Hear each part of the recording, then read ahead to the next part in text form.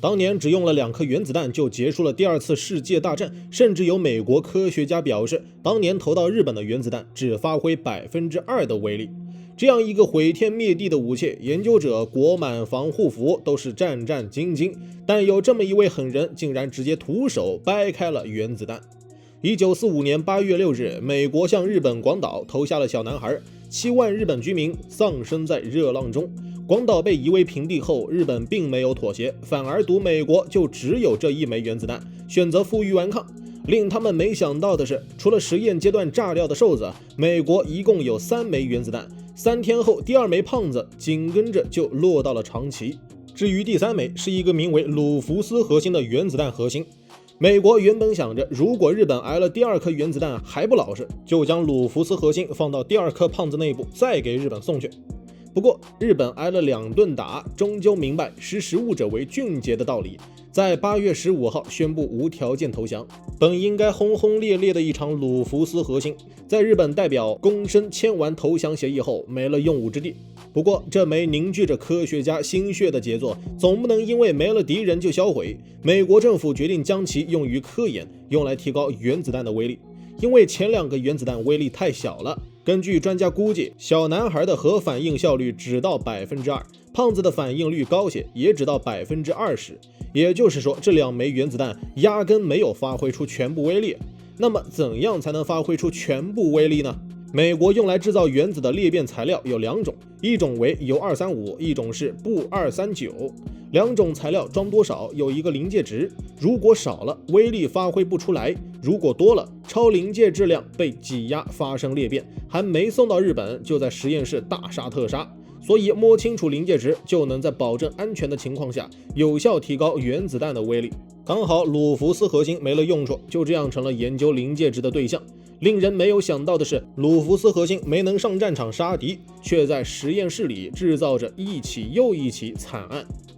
1945年8月的一个夜晚，放置着鲁福斯核心的实验室空空如也，研究人员已经下了班，只有一位警卫在外边执勤。名叫达格里安的科学家走了进来，他想着，如果让鲁福斯核心从亚临界状态转变为超临界状态，会出现什么情况？鲁福斯核心其实就是2个钚加半球，如果2个半球结合在一起，就会进入亚临界状态，这时核心会对外释放中子。这时候，如果能让这些中子都返回到核心中，就达到了所需要的临界状态，也就是原子弹威力最大的时候。达格里安准备在鲁福斯核心外层加上碳化钨块来进行实验，如果成功，自己的名字将像奥本海默一样闪耀。由于太过兴奋，他甚至没有穿戴任何防护设备，直接开始了实验。当他举起钨块靠近时，提醒临界值的警报突然响起，吓了他一跳。手里的碳化钨没拿稳，直接掉到了鲁福斯核心上。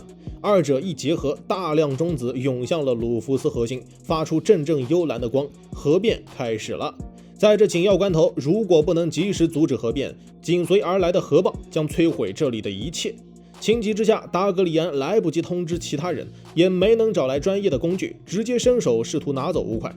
这时的钨块哪还是刚才的样子，上面布满致命的辐射，达到了2万雷姆。一个人只要接触超过600雷姆的辐射，就连骨髓都难有完整的。超过1000雷姆，80%的最多活2个月。沾上这2万雷姆，更是要死无疑，只能痛苦死去。事实也确实如此，达格里安被送到医院后，头发脱落，嘴皮变成了蓝色，肠胃系统严重受损，而那双接触过钨块的手开始肿胀起来，变成大大的水泡。在余下的日子里，达格里安每天都在痛苦中度过，求生不能，求死也不得。为了研究人受辐射的反应，美国政府一次次将他救活，直到第25天，医生也回天乏术，达格里安才得以结束自己24岁的生命。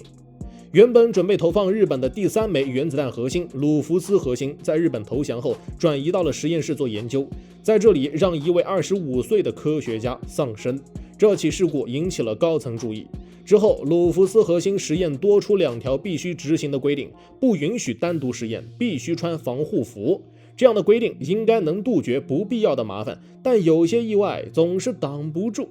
1946年，另一个实验开始了。跟之前一样，同样是在鲁福斯核心达到亚临界状态释放中子时，想法让中子回到核内，使其达到临界状态。负责实验的人名叫斯洛廷，他的方法是利用皮瓣球罩作为一个反射器，用来反射释放出的中子。由于爱冒险的个性，斯洛廷没有在同事劝阻后戴上手套，而是直接一只手大拇指摁住皮瓣球罩，一只手用螺丝刀来小心固定，确保留一条缝隙，皮瓣球罩不会完全覆盖鲁弗斯核心。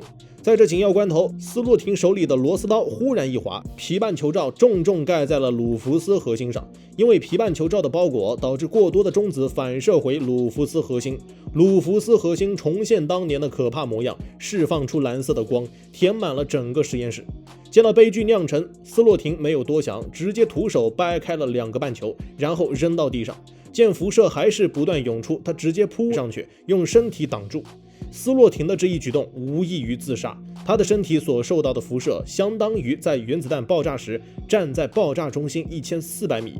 之后，斯洛廷被紧急送医，但已无济于事，他的肌肉不断溶解， DNA 被严重破坏，在医院挣扎9天后化为一滩血水。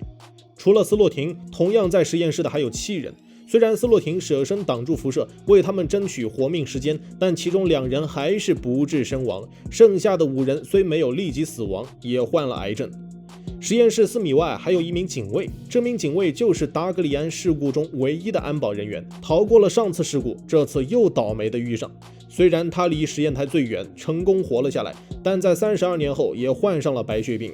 不过接连经历2次事故还能活下来，这名警卫算是不幸中最幸运的那个。每天嗨科普，我是闪电哥，咱们下期见。